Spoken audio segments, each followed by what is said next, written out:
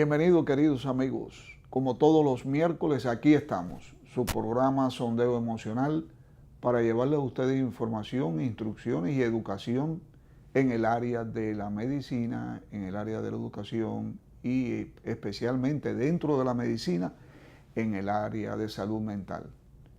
Esa situación de nuestros pacientes en los hospitales que no quieren atenderlos, que los refieren de un lado para otro, que los dejan horas interminables sin que nadie vaya a ver qué les sucede, eso en nuestro país debe terminar. No es posible que ya en el siglo XXI tengamos el desconocimiento tan grande de que una persona afectada de cualquier situación emocional es una persona que necesita ser atendido igual que todos los demás. Es bien sabido que en la mayoría de los hospitales de este país a este tipo de pacientes no los atienden y los refieren de un lado para otro constantemente. Es abusivo y debemos de alguna manera parar esta situación y hacerle llegar a ellos también nuestro amor, nuestro entendimiento, nuestra comprensión y entender que son pacientes, que son seres humanos. ¿Sabe cuándo esto va a parar? Cuando le pisen el callo a un alto funcionario con un familiar de ellos. Entonces quizás es cuando se den cuenta de la grave situación que hay en nuestro país por no darle la importancia del servicio de salud mental a este tipo de personas. Hoy vamos a hablar con la licenciada Lisa Riva, quien es psicóloga infantil. Y vamos a hablar de diferentes temas. Uno muy controversial, uno que tiene que ver cuando por alguna razón el colegio, la psicóloga, un psiquiatra, un pediatra cualquiera, los envía a ver una psicóloga para utilizar diferentes métodos diagnósticos o métodos de orientación hacia un diagnóstico, como son los test proyectivos, por ejemplo.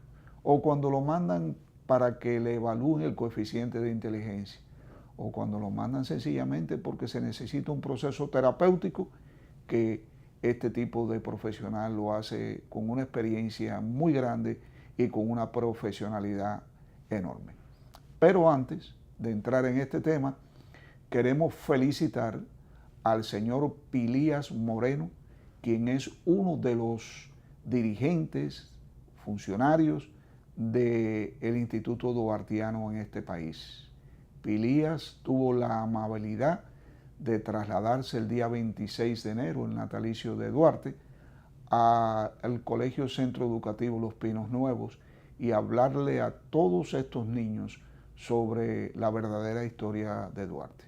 Y digo la verdadera historia de Duarte porque todos sabemos que hay diferentes tipos de opiniones en hechos y en momentos muy importantes de la vida de este patricio.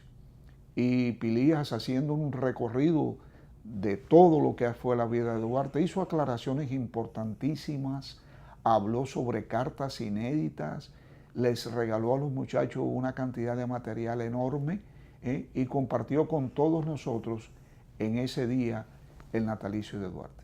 Queremos felicitarte en nombre mío, en nombre de nuestro programa, en nombre de los chicos del Centro Educativo Los Pinos Nuevos. Pilías tuvo que irse, tenía otra presentación en ese día y no pudo ver la marcha. La marcha fue fantástica. Los muchachos desfilaron por todo un sector amplio de los prados, acompañados de tambores y de flautas, de banderas, gritando contraseñas alegóricas a la independencia de nuestra patria, lanzando contraseñas importantes en los momentos que vivimos en esta tensión de que si nos están invadiendo o no nos están invadiendo, ¿verdad? Estos niños y estos adolescentes gritaron a cuello suelto sus mejores lemas y se vio una receptividad enorme en la comunidad vecina del colegio, donde yo personalmente conté a más de 30 personas filmando la marcha, tirando fotografías y aplaudiendo locamente a estos muchachos. Yo felicito también al Centro Educativo Los Pinos Nuevos, a sus profesores, a todos los que participaron en la organización de esta marcha tan linda, donde después al final hubo una obra de teatro representada por los mismos muchachos. Gracias a todos ustedes y mantengamos en alto los principios patrios. No dejemos caer de ninguna forma, ¿verdad?, las prebendas y todos los beneficios que nuestros antecesores, que nuestros padres fundadores de la patria que hoy gozamos, se sacrificaron y nos consiguieron. Vamos a pasar a nuestro tema principal con la licenciada Lisa Rivas para darle la bienvenida. Gracias, Lisa, por estar aquí con nosotros. Gracias por invitarme, finalmente aquí con usted. Bueno, acostúmbrate porque vamos a molestarte en cada momento, claro que sí. Mira, Lisa, entre nosotros cuando tenemos conversaciones ya personales sobre casos que uno se ha enfrentado y demás, hablamos de una característica de el niño o la niña rara. Hablamos sobre niños que van a nuestros consultorios por una razón y cuando tú comienzas a hablar y comienzas a escucharlo, te das cuenta que hay mucho más, que hay otras razones que están allí, que se pueden palpar, que se pueden ver. Por ejemplo, anoche yo recibí a una niña que me hacía una historia poco usual. Me decía, yo escribo con la mano izquierda. Yo abro las puertas con la mano izquierda, pero a la hora de comer, yo como con la mano derecha. Y yo le decía, ¿y por qué? Me decía, no sé. ¿Y con qué mano tú debieras comer? Me dice, con la izquierda, porque yo considero que yo soy zurda, decía ella. Y estas son las cosas que nosotros vemos rápidamente, para eso estudiamos, ¿no? También vemos las características faciales, la implantación de los ojos, la frente, la nariz. Nos fijamos en muchísimas cosas y a veces, con frecuencia, encontramos un diagnóstico escondido que nadie ha sospechado y que pudiera ser la causa del por qué el niño está contigo en este momento. A mí me encantaría escuchar las experiencias que tú has tenido en este sentido. Mira, usted tiene razón, a veces llegan tantas situaciones donde usualmente lo que impulsa es el comportamiento o una dificultad a nivel de aprendizaje. El niño no termina de poder leer, el niño no termina de poder comprender, en el curso no participa, no se relaciona igual con los demás. Y usted sabe que automáticamente hay un concepto de puede ser autismo y realmente no, es una gama de realidades que pueden ir desde lo realmente psicológico, un niño en un hogar donde hay depresión, el niño en un hogar donde hay alcoholismo y tiene que vivenciarlo constantemente, puede darse un niño que no haya tenido un buen acompañamiento en esos primeros años de vida, que haya sido prácticamente en su cunita o en su corral, es un niño que no va a tener un desarrollo similar a lo que pudiera haber sido. Y ahí podemos ir viendo esos cambios o esas diferencias conductuales, esos comentarios, esa dificultad que tiene el niño para hacer las cosas en un cierto orden. Y definitivamente para uno poder identificar, hay que utilizar una serie de herramientas, hay que evaluar desde lo orgánico a lo psicológico, a lo del aprendizaje y tener una historia de ese niño. ¿Y qué pasó incluso durante ese embarazo? Porque a veces queremos entender que las cosas se van dando por parte y no, todo tiene una continuidad. Justo en estos días me comentaba alguien que su hijo convulsionó aproximadamente a los 2 años y ahora se está viendo un problema en la lectoescritura, donde se identifica una posible dislexia. ¿Qué tanto esa convulsión en ese momento pudo haber producido algún cambio en esas conexiones a nivel del cerebro que llevan a este niño a una dificultad en el aprendizaje que no necesariamente se dio? No hay dislexia en la familia, es un niño que ha recibido una continuidad en su trabajo. ¿Y qué ocurrió aquí?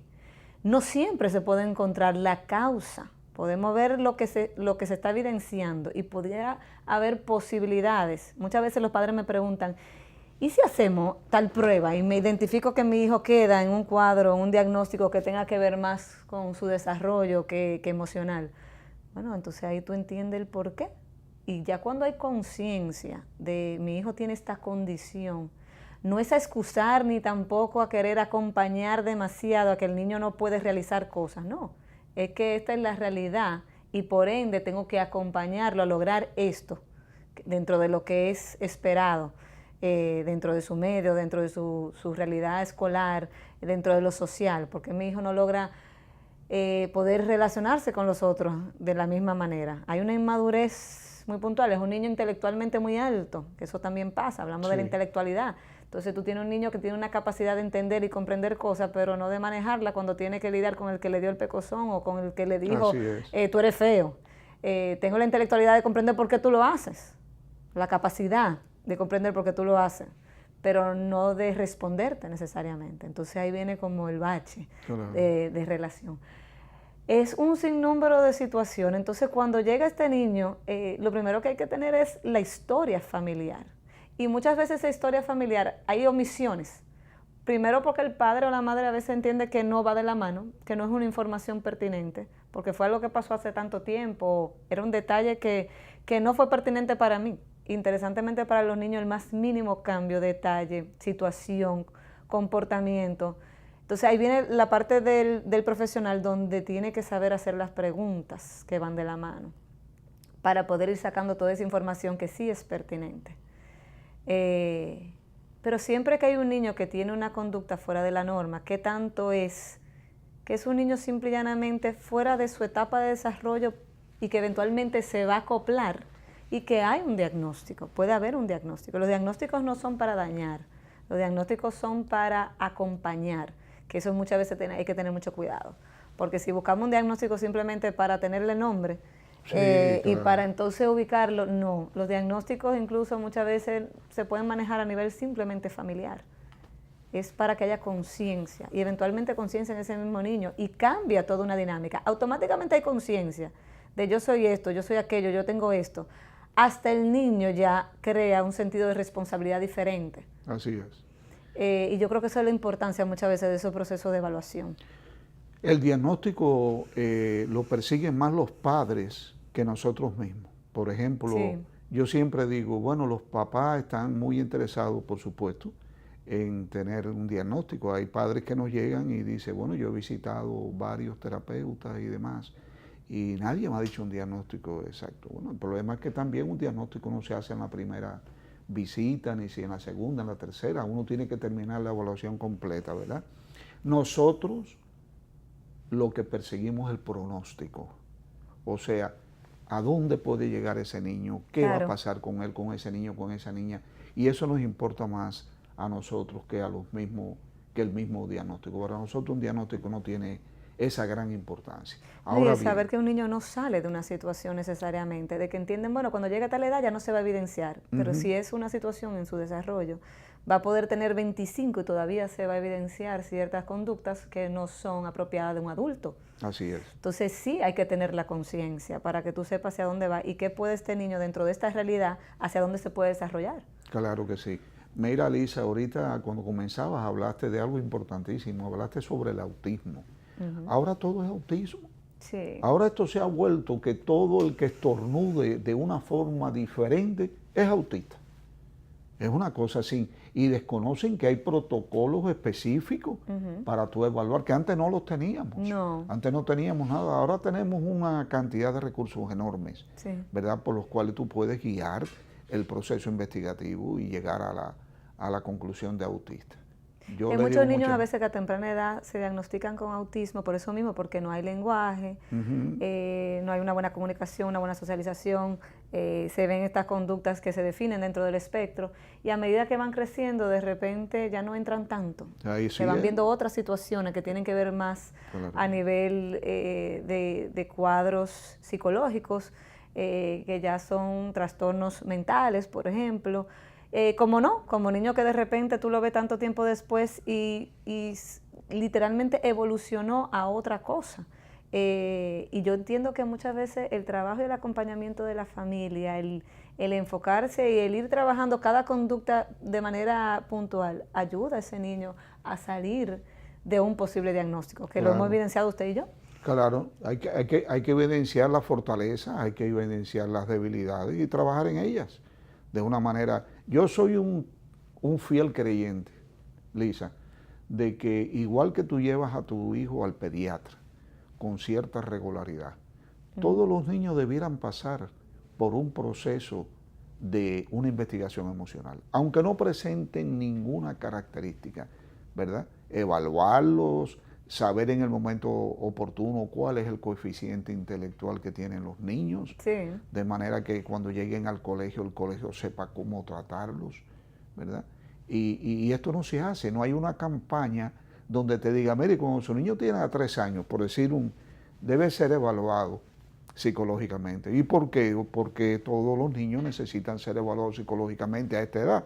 Para decir no hay, esa campaña sería interesantísima poder convencer a los pediatras de que al igual que usted lo lleva con regularidad al pediatra y que debe hacerle un examen de la visión y de la audición y todo, también necesita un examen mental, emocional, para saber qué es lo que podemos esperar y cómo podemos ayudar. Yo no sé si tú estás de acuerdo en eso, pero a nosotros nos llegan muchachos de colegios donde han estado hasta el 5º, el 6º curso, y cuando tú te llegan, tú mismo te dices, pero ¿cómo es posible que nadie se haya fijado en esto? A veces sí, como usted dijo ahorita, no lo quiero aceptar. Y muchas veces ya cuando la familia decide buscar el apoyo es porque ya es muy externo el problema, o el niño ya no está pudiendo funcionar de manera exitosa o fluida dentro de su ambiente escolar o social, o empiezan los problemas conductuales en casa. Entonces sí, usualmente cuando ya llegamos a un espacio culturalmente es porque vamos con una necesidad abrumadora. No tenemos una cultura donde buscamos apoyo simplemente como acompañamiento, orientación, que entiendo que ha cambiado bastante. Yo sí recibo muchas personas que simple y llanamente quieren saber cuando plantean una situación, voy por buen camino. Yo siento que los padres de hoy en día, y me incluyo, soy madre de 3, todavía joven, somos muy inseguros porque vemos tantas situaciones que están ocurriendo. Tenemos tanta información que nos bombardea. Los niños tienen demasiada información que uno no la puede organizar simplemente hablándole, sino que hay que estar muy pendiente, a diferencia de los padres de uno. Y en su época, pues me imagino que aún más. Y de verdad que crea mucha inseguridad. Estoy siendo muy fuerte, pero entonces, ¿qué puede ocurrir si soy muy fuerte? Claro que sí. Este muchacho entonces puede tomar una decisión porque yo fui muy fuerte. Y yo siento que eso es una de las cosas que está ocurriendo. Los padres están buscando al menos orientación en mi manejo. Y se le dificulta mucho saber qué es mucho y qué es poco. Mira, tú sabes que hace cuestión de un año yo he estado buscando la posibilidad de que alguien nos brinde un espacio donde puedan ocupar 50, 60, 70 personas, para que por lo menos una vez al mes haya uno de nosotros hablando de un tema, de una forma gratuita, de una forma espontánea, porque es que hay tanto, como decía, hay tanto que explicar, hay tantas cosas que ver, hay tantos problemas, los padres no saben dónde ir. Entonces, en este país no tenemos esa oportunidad de saber de que en tal lugar, una vez al mes, hay una charla de psicólogos o de psiquiatras o de neurólogos o de pediatras. ¿Tú entiendes?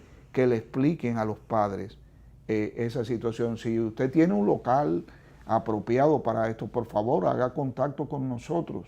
Queremos hacerle ese bien al país, queremos hacerle ese bien a los padres. Una charla por uno de nosotros, cualquiera o cualquiera que venga de fuera o lo que sea, es productivo para poder ayudar y poder indicarle a los padres qué hacer y en qué se deben fijar. Lisa, los test proyectivos. Esto es increíble, los padres se molestan porque ¿para qué me mandaron a ver a un psicólogo, a una psicóloga, si lo que ha hecho es sentarse a que el niño dibuje? O lo que ha hecho es sentarse a que jugar con un carrito. Le he tenido que pagar un dineral, ¿entiendes? Y yo no entiendo, eso lo pude haber hecho en mi casa. Claro. Me imagino que a ti te llegan estas cosas también. Bueno, sí, no necesariamente cuando la persona está en consulta, porque ya cuando llegan hay una demanda, ya se ha hecho un trabajo, pero sí definitivamente entiendo que las personas se cuestionan, y cuando a nivel social uno habla del tema de lo que es el trabajo del psicólogo, del psiquiatra, cómo se hacen eso, cómo tú en tanto tiempo puedes realmente sacar conclusiones. Yo incluso a veces he tenido también los mismos muchachos adolescentes que cuando me siento a dar devoluciones a ellos mismos, me dicen, ¿y cómo tú sabes todo eso? Sí. Y yo, bolita de cristal no tenemos, pero las proyecciones realmente te hablan de la percepción de un momento de esa persona, no te hablan necesariamente de la realidad. Y muchas veces yo le digo a los padres, recuerden que te voy a dar información de las conclusiones que pude sacar de la percepción de tu hijo mediante lo que proyectó. Proyectar es por medio de una herramienta, sale una información que tiene que ver más con tu inconsciente. Así es. Entonces, a partir de ese inconsciente hay mucha información de cosas que incluso no tenemos presentes, pero funcionamos, accionamos mediante mecanismos de defensa, mediante actitudes, que son las cosas que nos van marcando nuestra vida y nos van enseñando por dónde la cosa, tanto un temperamento como una realidad en el mundo en que yo estoy, familiar y social, escolar y demás. Entonces, cuando tú te sientas con un niño y ya tú te has entrenado para esto y has trabajado esto continuamente, en un tiempo de trabajo tú no sacas una completa realidad, eso es real, pero vas sacando información que te va dando pautas de por dónde va la situación, te va dando luz de realmente cómo percibe este niño al mundo, cómo maneja su capacidad de conectarse con este mundo, cómo percibe esta dinámica familiar, muy reactiva, muy comunicadora, muy ausente. Puede incluso proyectar situaciones específicas de traumas, donde tú no necesariamente puedes saber cómo, cuándo y qué, pero sí puedes ir viendo que aquí hubo algo que realmente marcó a esta persona. No solo con niños, esto se hace con adultos también. Sí, claro. Me enfoco en niños porque es la parte que realmente trabajo y evalúo. Y definitivamente a veces los niños hacen cosas o asumen actitudes desde chiquitico que realmente te está diciendo algo. Te está diciendo algo en relación a mí mismo o en relación a mi dinámica con este mundo exterior que no me está funcionando. Y muchas veces los padres, me incluyo, entendemos que vamos derechito, aquí todo va como es. Y de repente tu hijo hace o dice algo que tú dices, ay, ¿y ahora qué? ¿Y ahora por dónde es que voy? No es perfección que buscamos, es imposible. Yo tengo madres a veces que me dicen, yo veo que en toda la casa todo el mundo como que sabe qué hacer y yo me siento, no, esto no es verdad. Todo ser humano, así mismo como en su propia vida, entra en un momento de crisis como padre también. Y más cuando vemos a nuestros hijos que no van por donde es o que de repente la cosa como que me confundió y entendía que íbamos todos por donde era. Y más cuando se dan esos cambios en el desarrollo, cuando pasamos de esa niñez a esa segunda infancia, cuando pasamos a esa preadolescencia y cuando entramos en la adolescencia y luego esa adultez joven. Son cambios puntuales. Sí, son cambios todos. Y son cambios que el niño entra como en todo un ciclo y de repente de ser un niño muy dócil es un niño muy respondón. Y no necesariamente hay nada que esté mal, sino es parte de ese ciclo de independencia. Pero todo eso muchas veces se necesita sentarse, dialogar, sacar esa información y orientar tanto al padre de, está bien, tú te sientes muy cómodo haciendo esto, pero no te está funcionando porque el mensaje que tu hijo está recibiendo es este. Entonces, decía un gran psicólogo acá, hasta hacer más mínima diferencia de ponerte una careta, ya puede hacer un cambio. Si lo que tú estabas haciendo continuamente no te está funcionando, vamos a hacer algo mínimo como un cambio que puede evolucionar en un cambio en el niño. Y estas proyecciones lo que te dan es esa información, cuál es la percepción de este pequeño en este mundo, cómo se maneja, qué tanto mamá está siendo tan afectiva que el niño lo siente, qué tanto mamá está haciendo. Y no necesariamente los cambios son grandes, es en el detalle de hasta cómo te miro. Y es agotador. Muchas veces lo que veo, los padres llegan a un momento en que les cuesta mucho porque realmente tienes que entrar a tu mundo, a tu niño, porque educamos con nuestro niño interior. Porque podemos ser las personas más intelectuales, usted y yo aquí hablando, ¿verdad? Y de repente cuando tenemos que lidiar con una situación que nos conecta con una realidad y con nuestra niñez, de repente no sabemos manejarla. Así es. Porque educamos con nuestro niño interior.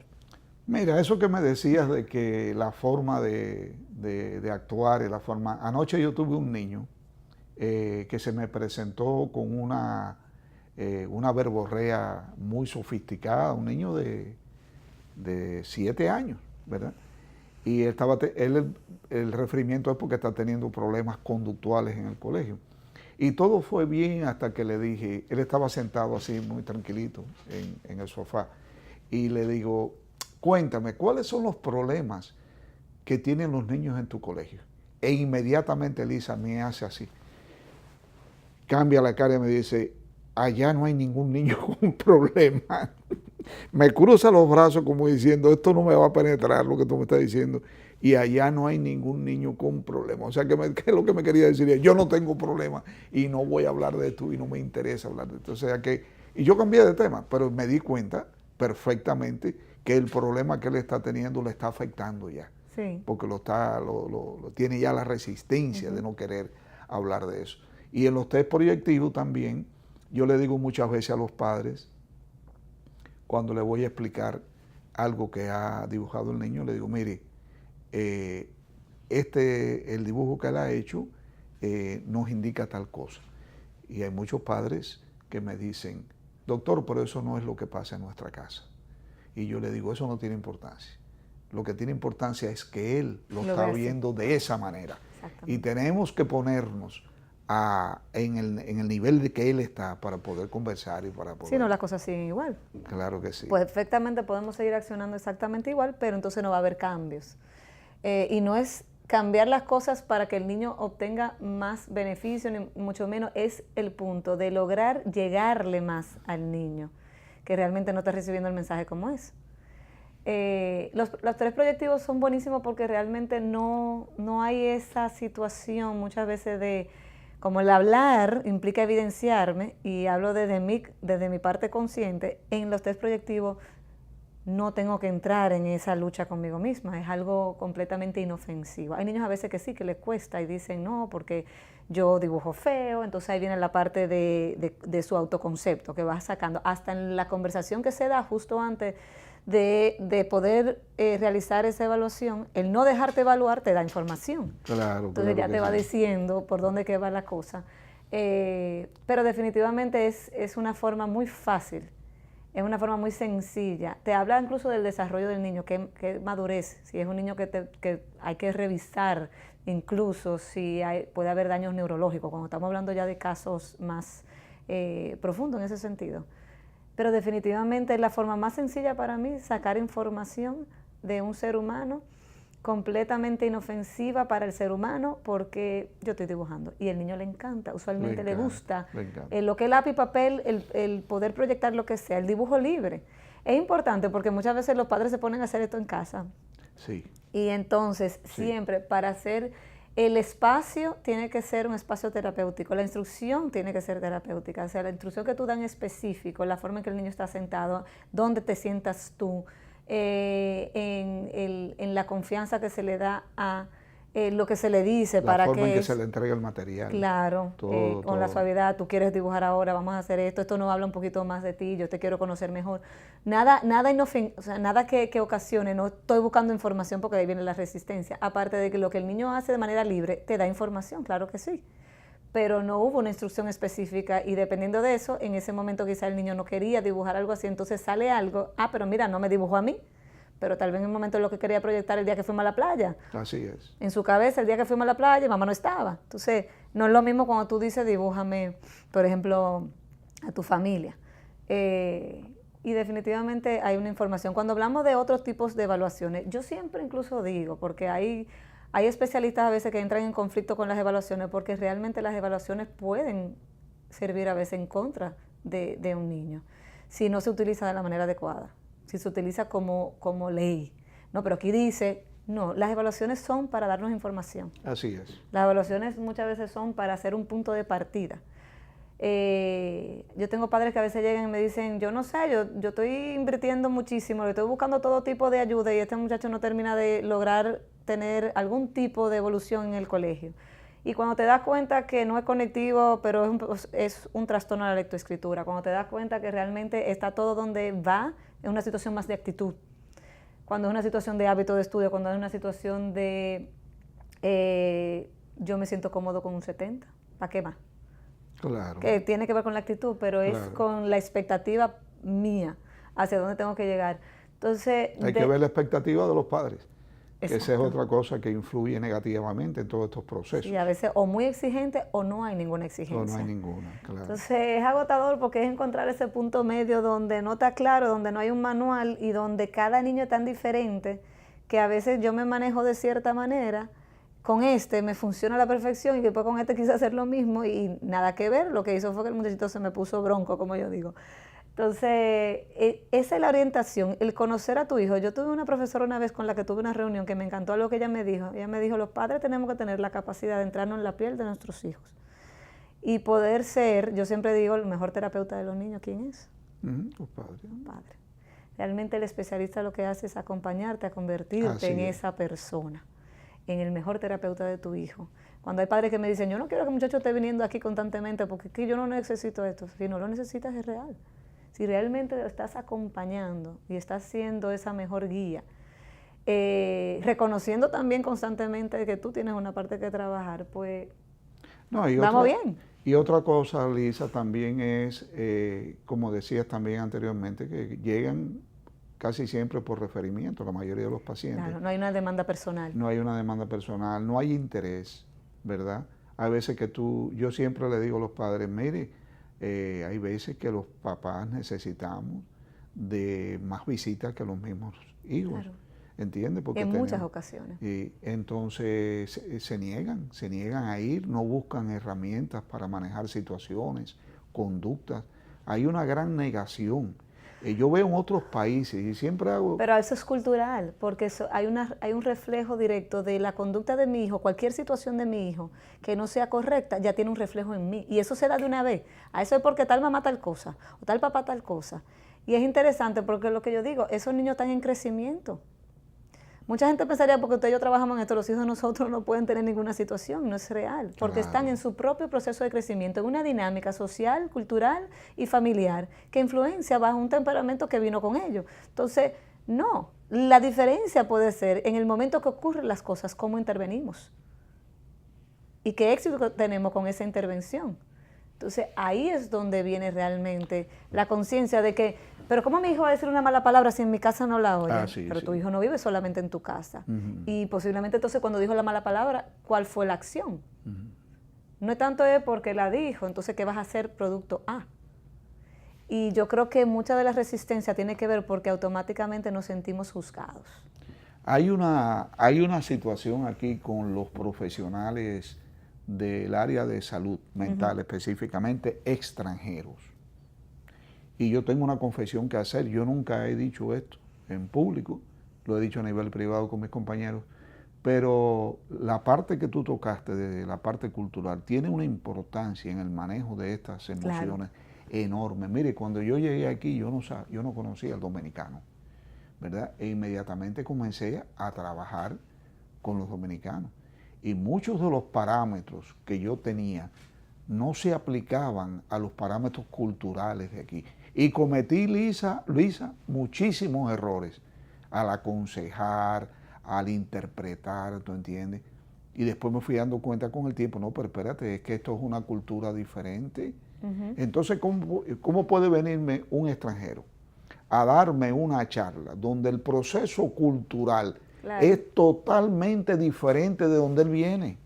Lo que posiblemente allá resulte, aquí no resulte. Muchas veces hasta las palabras, decirlas aquí son pecados. Claro, ¿Tú entiendes? aquí hay que acompañar mucho al padre por ese sentido, porque hay una situación, como somos una colonia, y realmente la parte social pesa mucho. Muchísimo. La parte de la reputación. Yo siempre tengo el cuento de que cuando uno era niño, uno llegaba a una casa y lo primero que te preguntaban era, ¿cómo tú te llamas? Y los 2 apellidos había que dar. Sí, los 2. Y de una vez decían de tal sitio, y tenían que conectar.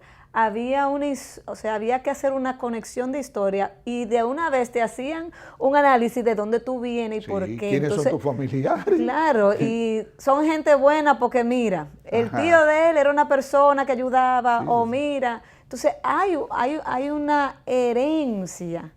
Y eso todavía está ahí, aunque yo creo que ha cambiado muchísimo. Entonces, cuando hablamos de nuestros hijos, ya tú estás hablando de toda una herencia. Sí.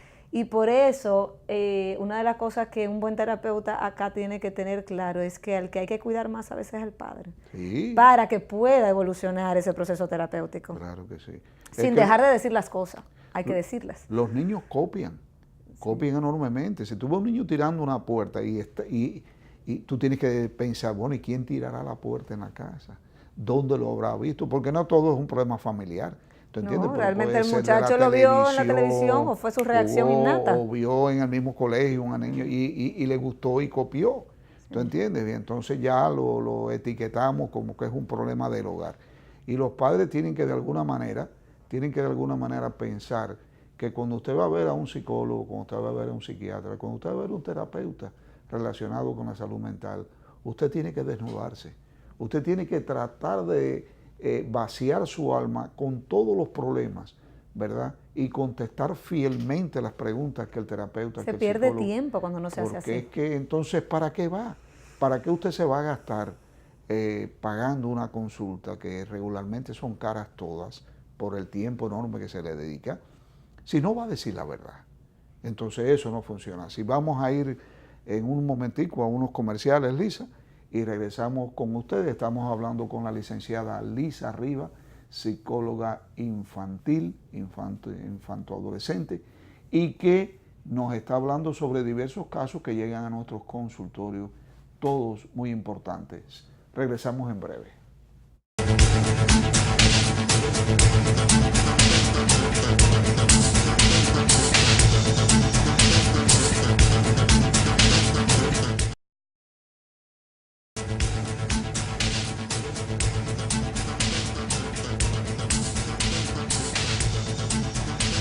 Bueno, aquí estamos de nuevo con la licenciada Lisa Rivas hablando sobre temas importantes que nos llegan a los consultorios. Ahora te voy a preguntar algo, Lisa, que me toca a mí directamente y yo no sé cómo tú manejas eso. Cuando tú tienes la necesidad de mandar uno de estos chicos a psiquiatría, ¿cuál es, cómo se llama, la respuesta que muchos padres te dan? Mira, yo creo que si ya es una familia con la que tú has trabajado y ya hay un proceso de confianza y de apoyo, entonces es más fácil hacer como la sugerencia o la recomendación y que fluya. Yo entiendo que usualmente cuando hay una resistencia es porque el término psiquiatría automáticamente es que hay un serio problema. Ajá. Entonces cuando tengo que ir al psiquiatra, tú me estás diciendo, y el temor a que automáticamente se vaya a medicar el niño. Así es. Entonces yo entiendo que esos son los dos factores que influyen. Cuando yo personalmente, y muchos de mis colegas que trabajan en el área más de psicología, refieren a psiquiatra, es porque, y usted lo sabe mejor que nadie, queremos descartar que cualquier situación orgánica, es decir, cualquier valor a nivel de enzimas, vitaminas, minerales, tiroides, estén fuera de lugar, que pueda estar exacerbando una conducta. Un niño sumamente hiperactivo, un niño que se vea triste, puede tener una vitamina D baja. Así es. Un niño, por ejemplo, yo tuve un caso de ansiedad y era hipertiroidismo. Hipertiroidismo. Y había una situación de ansiedad, tanto en el hogar como en la niña per se, pero se agravaba a un punto tal que parecía ya una situación preocupante, y cuando hicimos la evaluación, pues era hipertiroidismo. Interesantemente, en un momento se vio agravándose de nuevo. Cuando revisamos había que subir la dosis. Así Entonces, es. una situación que hay que trabajar porque definitivamente tengo que aprender a lidiar con esta realidad, entonces tengo que hacer un proceso terapéutico, pero había algo que estaba incidiendo. Si nos quedábamos solo en el proceso terapéutico, no iba a haber una gran evolución. No. Porque era una niña que tenía valores muy fuera de lugar en relación a sus tiroides. Entonces, me ha pasado con niños en diferentes situaciones, y definitivamente el psiquiatra puede ser gran luz en mandar a hacer todas estas evaluaciones que nos puedan dar la tranquilidad de todo está en su lugar, o que definitivamente aquí hay valores que no están en su lugar, se continúa el proceso terapéutico, pero hay que entonces nivelar esos valores. Muchas veces el pediatra puede hacer el proceso, el neurólogo que evalúa más la parte a nivel de lo que tiene que ver con epilepsia y cualquier situación que afecte a nivel neurológico, pero el psiquiatra evalúa específicamente considerando todos los cambios que se pueden dar a nivel de comportamiento y de actitud y todo lo que se debe tomar en cuenta. Entonces, es la visión simplemente. No es que otro médico no lo pueda realizar, porque muchas veces es la pregunta que me hace el papá. ¿Lo puede hacer mi pediatra? Sí, claro. Tomando en cuenta que literalmente se descarte todo. Sí, ese es el grave peligro, Ajá. porque sí, un pediatra lo puede hacer, o un neurólogo lo puede hacer, pero cuando hay un problema conductual, ¿verdad? El pediatra no está pensando en eso, Sí. y no sabe muchas veces a dónde dirigirse, y el neurólogo igual. El neurólogo es para un caso de epilepsia específicamente. Ya la parte conductual o cae en el psicólogo o cae en el psiquiatra. Porque es que tú tienes que pensar, por ejemplo, yo soy pediatra y yo no trabajo pediatría, pero a mí se me abrió un mundo de información y de experiencia cuando yo me hice pediatra y me di cuenta que como yo veía a los niños antes de ser pediatra era totalmente erróneo, que a mí se me escapaban muchísimas cosas que al pediatra no se le escapan. Y en este caso es igual. Yo entiendo que cada uno tiene sus límites, que cada uno puede tener sus límites, que el hecho de tú ir a ver a un pediatra, por muy buen pediatra que sea, no va a ver nunca a un niño o una niña como lo ve un psiquiatra o como lo ve un psicólogo. Claro, que está buscando que tanto aquí hay Entonces algo... le tienen miedo a la palabra psiquiatría, ¿verdad? Pero el psiquiatra es el médico como digo yo, de la cabeza hacia arriba. Todo eso nos pertenece a nosotros, ¿verdad? Y hemos estudiado muchísimos años y por necesidad tenemos que saber un poquito más, por muy brutos que seamos. Tenemos que saber un poquito más que los demás. Igual que en la parte del psicólogo, hay profesionales que se arriesgan en esa área y tú ves que toman medidas, indican cosas. Y después cuando te llega a ti, tú dices, bueno, pero ¿por qué se ha perdido tanto tiempo? Porque en definitiva se pierde mucho tiempo. Sí. Y es bueno que siempre los padres sigan las instrucciones de quienes ellos confían como terapeuta, como psicólogo, como pediatra o psiquiatra, de ir en busca de lo que se le está indicando. Esto es sumamente importante. Yo tengo, en mi consulta, por ejemplo, yo no he puesto nunca que yo soy psiquiatra. Tú llegas a mi consultorio y tú lo que te encuentras es un póster de CONANI sobre los derechos y los deberes de los niños. Yo no tengo ahí absolutamente nada, porque es que afuera, yo tengo, dentro del mismo consultorio, yo tengo una salita de espera, pero fuera en el pasillo hay puestos muchos asientos donde se sientan los pacientes de otros médicos, y entonces tú sales de mi consultorio, te miran a ti y miran que dice psiquiatra, ya van a pensar que tú tienes un problema. Entonces, para evitar eso, yo he tenido que no poner el nombre. ¿Dónde está el doctor? Todo el mundo sabe dónde está el doctor. Ahora, ¿qué es lo que es el doctor? Yo a veces le pregunto. Pero volvemos a la parte cultural. Claro, porque claro, tú puedes ir a un psiquiatra por muchísimas razones. El ser humano pasa por etapas en la vida donde necesita, a veces simple y llanamente, un acompañamiento. Claro, claro que sí. Y depende, y necesita a veces estar seguro que todo está donde va, y yo creo que todo ser humano pasa por esa necesidad. Y a veces hay personas, como te dice, pierden tiempo, terminan en 20.000 situaciones, en adicciones, por no buscar muchas veces ese tipo de acompañamiento que se puede resolver ciertamente con cierto, medicándose en ciertas áreas, pero definitivamente también con entender por qué, hacia dónde, desde el punto de vista físico. Sí. Hay otro problema que nosotros confrontamos con mucha frecuencia, y es cuando nos llega un niño o una niña de un colegio con un diagnóstico hecho, ¿verdad? Entonces, la persona llega a tu consultorio y piensa que tú lo que le vas a dar es cualquier cosa, le vas a decir cualquier cosa porque ella trae su diagnóstico. ¿Cómo tú manejas esto?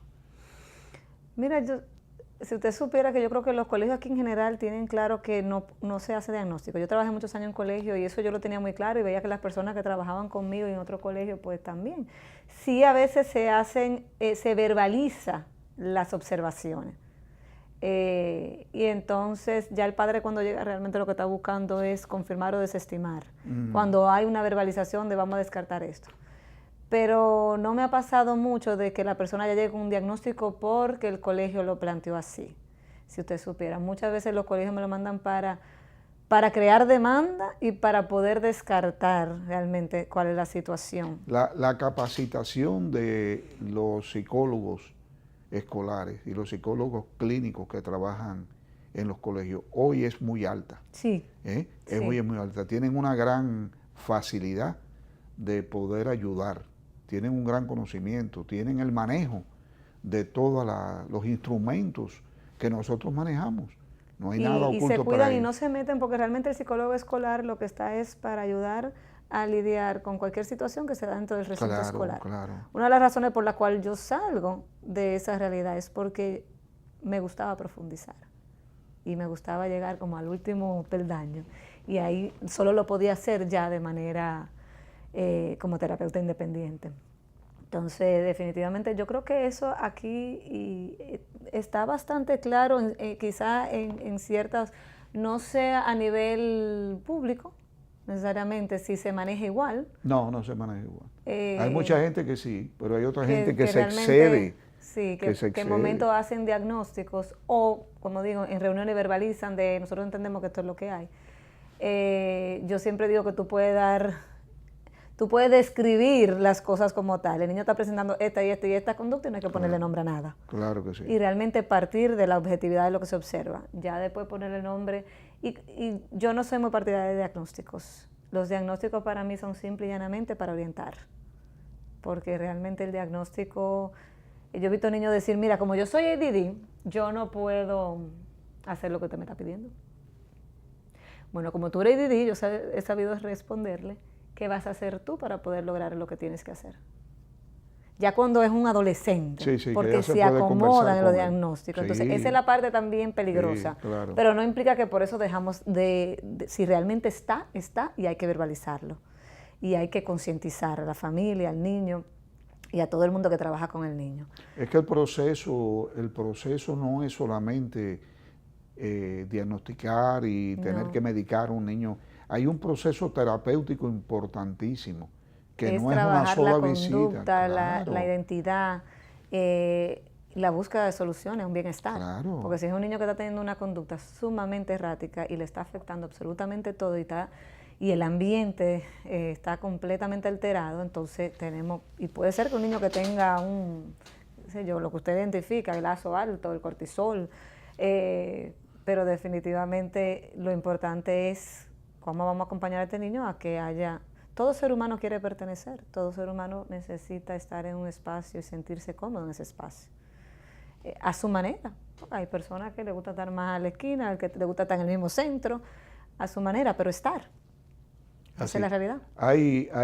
Yo siempre digo, Lisa, que la observación en el colegio es tan importante, porque es que estos niños y estas niñas están 6 horas mínimo en el colegio, los ven en todas las facetas, en el estudio, en la socialización, en el deporte, en las actuaciones, en todas las actividades del colegio, y que un profesor observador, un profesor que sea alguien perceptivo. Que sea bien receptivo y perceptivo, ayuda. Cambia de una vez. Desde que un profesor tiene esa capacidad es increíble, primero porque trabaja desde la prevención, no después que pasan las cosas, porque ya está alerta a. Yo fui maestra muchos años, una de las razones por la cual me di cuenta de lo que yo realmente quería hacer era porque yo me pasaba más tiempo lidiando con la parte emocional. Y yo me recuerdo un niño una vez, bellísimo, que me dijo, yo no sé lo que tú haces, pero cada vez que tú llegas, tú logras evitar que peleen. Y era porque ya yo sabía, entonces yo manejaba la información y también siempre le daba el beneficio de la duda al niño que usualmente se entendía que ocasionaba la situación. Y ya eso no lo ponía a él en una postura de que este soy yo. Para mí esa no era su identidad, porque te daba el beneficio de la duda, y eso ayuda. Que es una de las formas que yo logro trabajar con niños que son muy reactivos, que quieren manipular el ambiente. Pero definitivamente sí, el colegio es un factor importantísimo, por eso me gusta ir, me gusta observar, me gusta hablar con el colegio, la información que te brindan y lo que pueden hacer. Interesante cuando hay padres que no quieren escuchar lo que el colegio está viendo. No.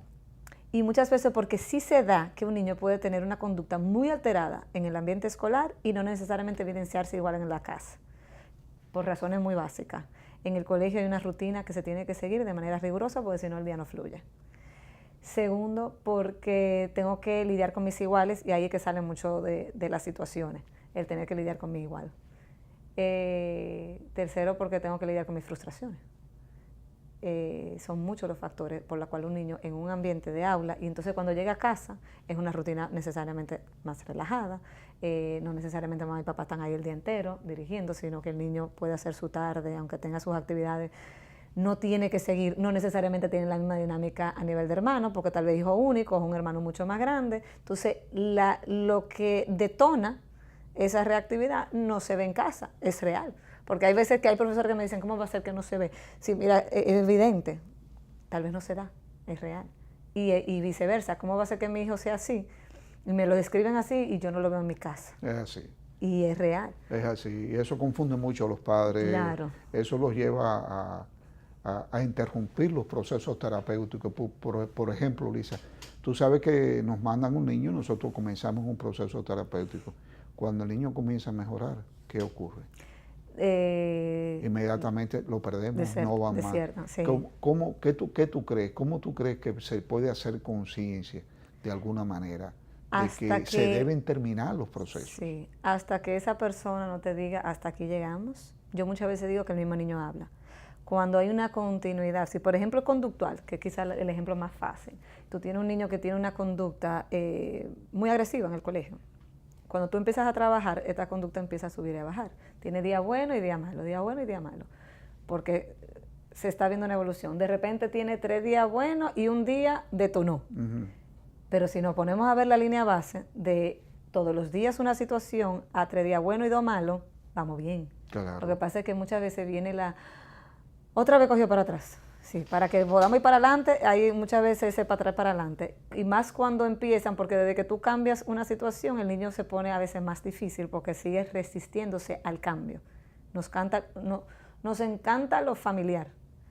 Y yo entiendo que cuando la continuidad de lo que se quiere lograr es seguido, entonces ahí finalmente podemos decir que se ven muy poco esos cambios a nivel de semana por semana, sino que tenemos un tiempo que estamos como una misma línea, entonces ahí se puede soltar realmente el proceso terapéutico y hacer quizá como visita de vez en cuando para chequear cómo vamos. Sí, claro. Pero definitivamente es cuando ya tiene un tiempo continuo el bienestar que estábamos buscando. Bueno, Luisa, creo que hemos llegado al final del programa. Bueno. Cuando yo voy a premiar a las personas que con mayor facilidad me han permitido hacer un programa, tengo que premiarte y tengo que premiar a Emma Carolina Fernández también, porque ustedes dos hacen un programa magnífico, lleno de experiencias y lleno de una gran sabiduría.